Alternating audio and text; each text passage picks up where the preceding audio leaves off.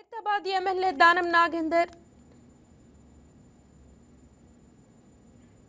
Khairatabad MLA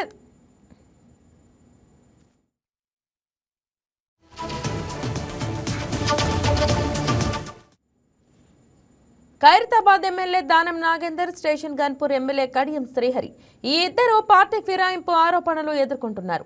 ఈ కేసుకి సంబంధించి వాళ్ళ తుది తీర్పు వెలువడనుంది.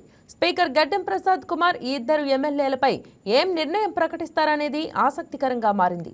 ఇప్పటికే ఫిరాయింపు ఆరోపణలు ఎదుర్కొంటున్న 10 మందిలో 8 మంది ఎమ్మెల్యేలకు స్పీకర్ క్లీన్ చిట్ ఇచ్చారు. పార్టీ మారినట్లు సరైన ఆధారాలు లేవని బీఆర్ఎస్ ఎమ్మెల్యేలుగా పేర్కొంటూ తీర్పు ఇచ్చారు. అయితే దానం నాగేందర్ పార్లమెంటు ఎన్నికల్లో సికింద్రాబాద్ ఎంపీగా కాంగ్రెస్ పార్టీ బీ ఫామ్ పై పోటీ చేశారు.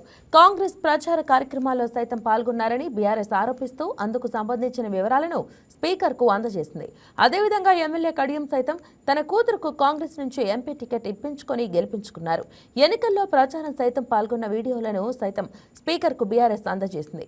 ఇరువురి వాదనలు విన్న స్పీకర్ తీర్పును రిజర్వ్ చేశారు.